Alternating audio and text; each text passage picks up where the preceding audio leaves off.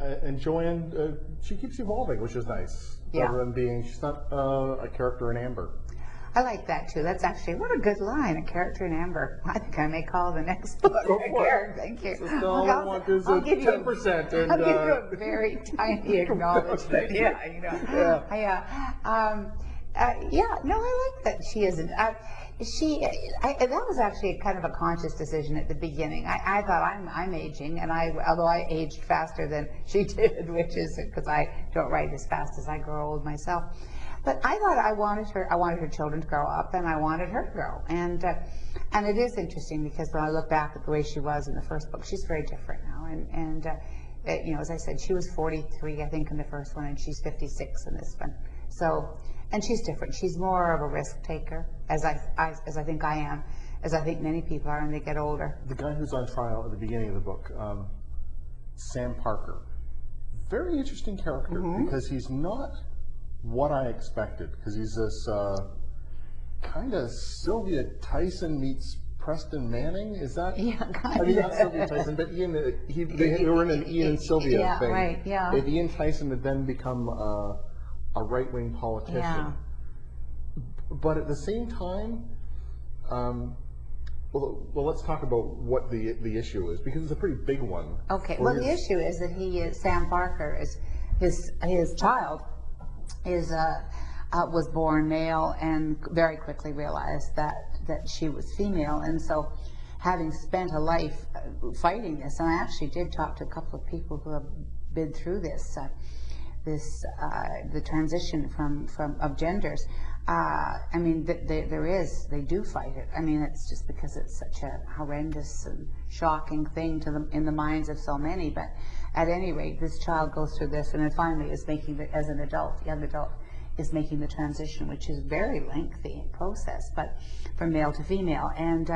And so this child talks to the woman who's Catherine Morrissey, who's writing the book, and reveals her parents' reaction when she talked to them, and her mother is just disgusted and says, "I have no child," and reveals a lot of that and all of this, and what the girl whose name is Glenda, the young person's name was Glenn, and now Glenda, is trying to do is to somehow offer kind of a roadmap, I guess, for transitioning people who are others for transitioning.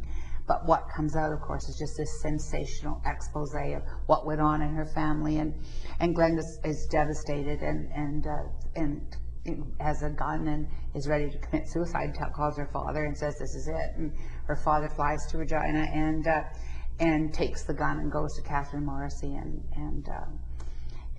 asks her to stop publication of the book, and when she doesn't, the gun goes off, and that's the genesis of the trial. I was really disappointed that it hadn't been a murder rather than attempted murder, because she's a nasty piece of work. Yeah, she is a nasty piece of work, and of course ultimately she gets hers, as I guess Robertson Davies has a great line that on this side of the grave or the next, we all ultimately get what we deserve. And yeah, she is. She's except that I think there's an interesting question that she raises, and when I was writing her, I'd been reading a lot about Janet Malcolm, who's a wonderful writer and has written some fine books, but has also perfected this technique of speaking to people, allowing them, really ingratiating herself with them, allowing them to believe that she's sympathetic and that she's on their side, and then writing really merciless, just sort of scalpel jobs on them, just really exposing all their flaws and their weaknesses, and it makes for her argument is that's the truth, and whatever you do in the service of truth is acceptable. That's the same argument that Catherine Morrissey raises in this book.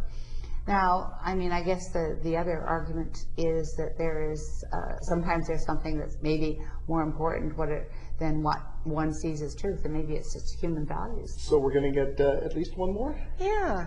Good. Thank you. Looking forward to the next one. Thank you, Craig. It was great. Nice chat.